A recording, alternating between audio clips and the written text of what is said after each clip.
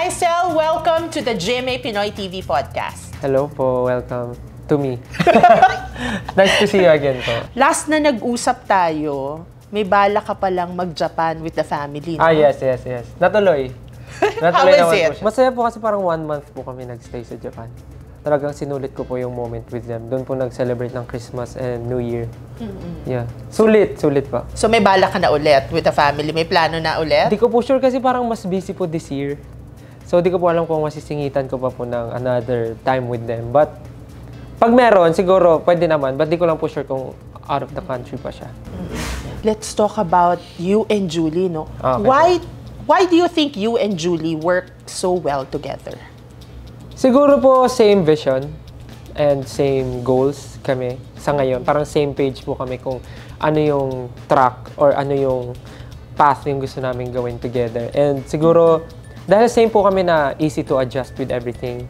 Parang game kami to do everything din. Kaya feeling ko wala po masyadong problem together. Parang pag may gustong i-try, game agad yung isa. So parang nagkiklik agad. So kaya mas mabilis po yung trabaho kasi willing to adjust and willing to try everything or willing to try something new. Paano yung collaboration nyo? Paano ang process? Sobrang ano po same. Kasi parang gusto namin balance lahat. Parang gusto namin ma-showcase namin yung different side ng bawat isa. Very collaborative po siya. Suggest ako. And then syempre may suggestion din siya. Then i-match namin yung together para ma-balance. Kasi we know each other naman na we can sing, we can dance. Kaya namin laruin yung performance and kaya rin namin i-excite yung mga tao sa pwede pa namin ipakita ng more. So parang, ayun, nagagawa namin ikutin, laruin. Kaya nagiging mas maganda yung nagiging batuhan namin ng ideas. Kasi parang very open kami with anything na ideas. At dahil medyo matagal na rin kayo nagkakatrabaho. Yeah, yun isa pa po yun. Hindi na awkward in a way na... Opo. Parang madaling sabihin, madaling mag-suggest, hindi nakakatakot magsalita, mag-voice out. So. How is the adjustment naman from performing with a group at saka yun nga, with a duet naman? Nakakapagod po. Nakakapagod po pag-duet. I mean, di naman siya totally nakakapagod, nakakahingal. I mean, ang dami mong iniisip mentally na parang next performance and then ano yung gagawin mo sa performance na to. Kasi with SB19, 5 kami. So 5 kaming naghatian ng mga parts and then nakakapagod yung SB19 kasi more on sayaw. Well, sa amin rin naman ni Julie ganon. Pero iba yung pagka mismong concert nyo na. Tapos ang daming songs na pinoperform. So parang masaya siya, to be honest mo. Pero yun lang. Challenge siya for me kasi iba siya with SB19. Pero, yeah. Kumbaga, pag sa group kasi, daming backup, no? Opo, ito kasi... Opo. Tsaka pag SB19 kasi, syempre, more on our song. So, parang medyo kapado mo na. At but mas matagal na kayong magkasama. Opo, but this one, yung talagang mga choices of songs namin, talagang kailangan mabigyan namin ng hustisya. Kaya medyo, yun. With SB19, you are slowly conquering the global stage. Ay, wow. How are you handling the pressure, lalo na kayo ang nag-introduce ng P-pop sa mundo? Ay, wow. Grabe, big words. Siguro po sinasabi nila kami talaga nag-introduce ng P-pop sa buong mundo. But I guess, merong ibang groups din na ginagawa yun. And we're very happy na right now, P-pop is really thriving. And tulad nga na sinabi namin before, hindi naman talaga siya kaya ng isang grupo lang. So maganda na maraming grupo na lumalabas din at mas nakikilala. But sa amin po yung mga nangyayari with SB19, hindi namin iniisip masyado na dapat ganito yung next step kasi nagawa natin ito. Go with the flow po kami. Parang meron na po kaming in mind na parang dapat gawin natin to kasi ito yung kailangan natin. Wala talaga kaming tipong, nagawa natin to. Dapat mas tindihan pa natin sa susunod. Parang ayaw na magpadala sa pressure. Kung ano yung nafe-feel namin ngayon, tinutuloy-tuloy lang namin kung paano namin siya pinlan from before para mas tuloy-tuloy lang po. Kasi pagka masyado namin inisip na, dapat sabayan natin to kasi nag-boom to, baka masayang po yung mga plans namin na nakalatag na, parang ganun. And supportive din kayo sa ibang grupo. Opo naman, diba? super naman. Masaya po kami sa nangyayari ngayon and super exciting kasi very open na rin yung mga event producers na parang pagsama-samahin talaga and to perform other songs ng ibang groups. So parang exciting. At yung search nyo for new talent, kasi di ba, I heard, di ba, na gusto rin nyo mag-form ng girl group. Super excited din po kami for that and sobrang daming malalaman and ma-unlock new talents. Yeah. Sa mga susunod na buwan. Yes. What's the feeling like whenever you perform for Global Pinoys abroad? Iba kasi yung fans Yes, opo. sa labas ng bansa, iba yung nandito, di ba? Kapag nandoon kayo, tapos ano ang feeling? Mas nakakakaba po kasi English.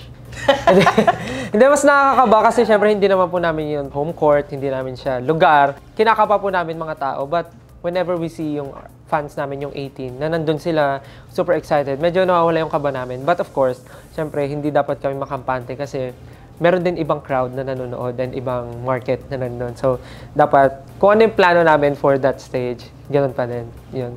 Pero masaya po mag-perform. Speaking of performance, no? Nag-viral ka recently when you sang All By Myself Yes, opo. sa concert with David Foster, ha? Ano ang feeling? Especially when you were hitting that high note. Wala po akong nararamdaman nung moment na yun kasi parang lumulutang lang talaga. Tumatakbo sa isip ko ano pong gagawin ko at that time. Parang sabi ko, anong gagawin ko? Nandito na ako sa sitwasyon na to.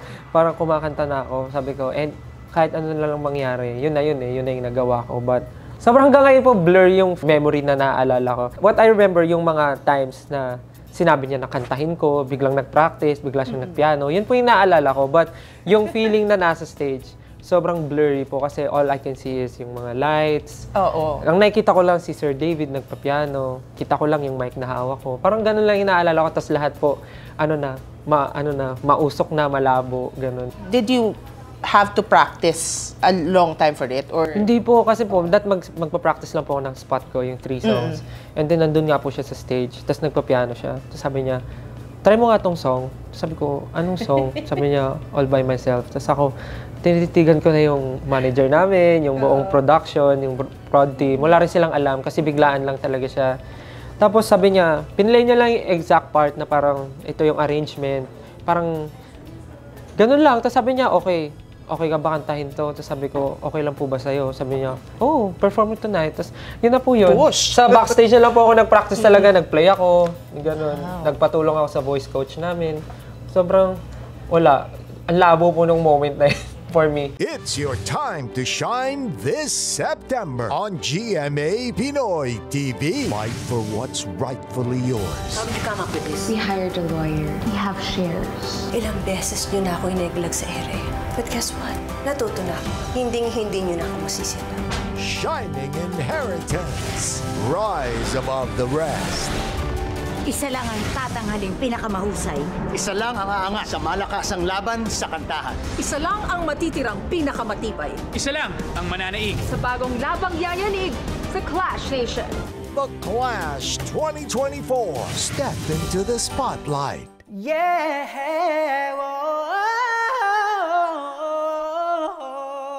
Playtime is over. Small voices, big dreams. The Voice Kids. Discover hidden talents. Makaka-relate ka kaya sa kanila? Samahan natin silang makalikha ng sining at musika. Maka! And soon, claim your moment. No matter what you're up against, it's your time to shine this September on GMA Pinoy TV.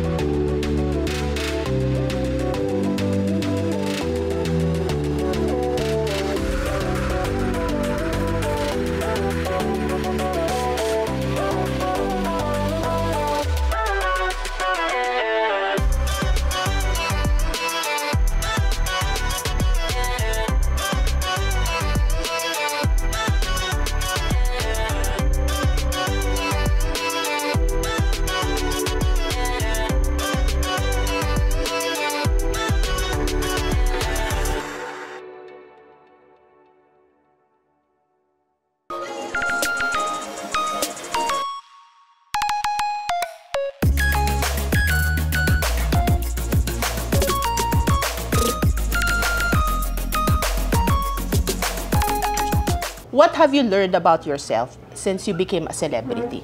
Madaldal po pala talaga ako. Like, sobrang legit. Kahit po yung pagod na ako, Alam mo, pagod na. Hindi ko talaga matigil yung bibig ko. Ibig sabihin, you were born for it. Parang gusto ko talaga, parang makipagkwentuhan, mag-share ng experience, magkwento ng mga nangyari today. Parang ganon. Totoo yung sinasabi nila na maligalig po talaga ako. Well, I feel, kahit ngayon ang daming nangyari, sobrang pagod, pero hindi ko nararamdaman na pagod, parang ganon. Pero that's good kasi ibig sabihin, excited ka pa rin. Opo, yun. Every yun time na, you perform or may mga ganito, di ba? Talagang all out. Kumbaga. Nakakatawa ka po yung mga reaction ng tao. Parang sinasabi nila, hindi ka pagod? Parang ganun lagi. Tapos ako, hindi naman. Ano ang namimiss mong gawin na hindi mo na masyadong nagagawa ngayon?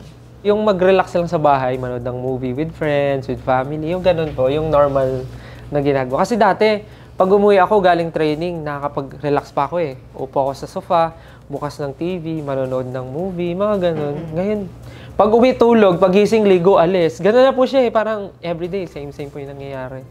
Yun ang namimiss ko. Yung mga ganong klaseng bagay, luxury na sa akin. Yung mga me time. Yeah, me time. Or with family, with friends. Kahit nga yung eat sa labas eh. Medyo luxury na siya for me. Kaso kahit nga pag lumalabas ka, I'm sure pinagkakaguluhan. Uy, grabe, hindi naman po. Diba? Siyempre, di ba? So gusto mo sa bahay na lang kakain. Wala, hindi naman po. Hindi. Minsan ganun po nangyayari. But, mas masaya po kasi pag sa office na lang kumain, ganun. Order lang kami food, tas lahat kumakain sa isang table, ganun. Yeah, mas masaya po. What is one thing people would be surprised to know about you? Ang hirap po kasi ever since I'm an open book naman po. Lagi akong nag-share ng mga gusto kong sabihin. Siguro magugulat na lang sila pag one of these days may bigla akong inaway sa social media. Hindi, joke lang. Hindi naman ako mapagpatol. Siguro ano lang po, wala eh. Magaling ako maglinis ng CR. Yun na lang siguro. Kasi kahit yung mga gilid, sinisimot ko ng tissue, mga ganun. Siyempre, hindi mo na nagagawa yun ngayon. May tagalinis ka na. Ay, hindi po. Wala akong tagalinis. Ako lang. Ako lang naglilinis. Naglilinis po ako ng CR. Yun po yung favorite ko. Gaya lang na pagka nililinis yung pa naman yung ayaw nililinis yung mga gilid-gilid, tapos nakikita mo may kalat, kikis-kisin mo talaga. Ano ang feeling na may mga foreigners kang fans, Tel? Ang hirap po kasi pag nag-interact ka talaga dapat English eh. Alam mo yun, pag Pinoy kausap mo, ang dali eh. Sasabihin ko, alam mo ba today? Ganito, ganyan. Na-share ko na sa kanya lahat. Pero pag English yung kausap, pagka foreigner, ang sabi mo lang, hi, how's your day? Thank you for coming today. Hope to see you again next time. Ganun na lang eh. Ganun naman masasabi mo, thank you for coming. Tapos after that, okay na yun. Sa susunod niyan, magugulat tayo, makikipagkwentuhan na si Stel lang. In English. Ganyan. I will try my best. Biglang nag-change. Pwede. Yung ibang accents. Yun lang po. Pagka nakakita ko ng mga international fans, sobrang overwhelming. Kasi sila minsan tinatry nila magsalita ng Tagalog. Sabi nila, Stel, kamusta? Mga ganun. So parang, amazing. Parang umiikot na yung mundo kasi dati lagi tayong nag-a-adjust sa kanila. Ngayon, sila naman, inaaral nila language natin, pupunta sila dito, tinatry nila yung food natin. So, yeah, I think it's time for the Philippines naman yung bisitahin nila. Which of your achievements are you most proud of? Yung SB19 po. Kasi hindi naman mangyayari lahat po ito kung hindi dahil sa SB19. So, I'm so proud na hanggang ngayon, we are doing the things that we love. Buo pa rin kami and ginagawa pa rin namin yung gusto namin gawin. You are going to be a coach again for The Voice Kids naman. Let's go. Anong coaching style ngayon ni Stel? May babaguhin ka ba sa coaching style mo? Meron. Mamimigay po ako ng candy sa mga bata. Mamimigay po ako ng candy. Suhol naman Liligawan ko yung mga Stel, magulang. Nilibre ko lagi sila kumain sa labas. Para alam niyo yun, kampante. Hindi. Well, sa kids po medyo magiging iba yung way. Kasi, syempre bata, medyo sensitive yung mga yan. Dapat hindi nila ma-feel na nag-fail sila. Dapat mas caring ka. Dapat mas ingatan mo sila. Kasi yan yung mga stage na ngayon sila nagsisimula mag-build ng dreams nila. So ayaw mo naman na madurog yung pangarap nila. So parang pwede mo silang sabihan but i-guide mo sila ng tama para hindi nila maramdaman na nag-fail sila. Well, nandiyan naman yung parents to papatulong ka. But I think being a coach, yun yung isa sa mga dapat naming gampanan na maparamdam namin sa kanila na kino-correct namin sila, but at the same time, kakampi nila kami as their kuya, ganun, and ate, ganun po. Message sa iyong Global Pinoy fans at syempre abangan nila ang The Voice Kids. Yes, para po sa mga ating Global Pinoy fans, sa mga kapuso natin na talagang walang sawang sumusuporta, nagmamahal, nag-aabang, at talagang patuloy niyo po akong inaabangan sa mga bagay na dapat niyong abangan. Maraming salamat po dahil hanggang ngayon ramdam na ramdam ko po yung suporta niyo and ramdam na ramdam ko po yung pagmamahal niyo. Sobrang dami ko pong gustong gawin dahil po sa tiwala niyo sa akin, dahil alam niyo na kaya kong gawin ang lahat dahil sa talentong binigay rin sa akin. Kaya maraming salamat and pinapangako ko po na hindi ko po kayo bibiguin sa kahit ano pong bagay na gagawin ko at mga blessings na dadating sa akin. And for this time, for The Voice Kids, sana po abangan niyo po ang The Voice Kids dahil this one will be very exciting. Kung alam niyo lang, excited na excited kami. At makakasama ulit namin ang mga paborito nating coaches at syempre may nadagdag pang isa na talaga naman sobrang excited din kayo at excited din akong loko-lokohin. Kaya naman abangan nyo ang mga mangyayari at sana ma-excite kayo. Panoorin nyo po ang The Voice Kids. Maraming salamat po. Please do support Stelbound only. Hindi, joke lang. Thank you guys so much. Love you. Bye-bye. Thank you. Thank you, Stel. Salamat Mabuhay po. ka. Congratulations. Kayo rin po, mabuhay rin po. And good luck at aabangan pa namin ang mga susunod mong projects, Yes po. Stel. Salamat at po. ang Thank you. SB19. Thank you. Thank you po.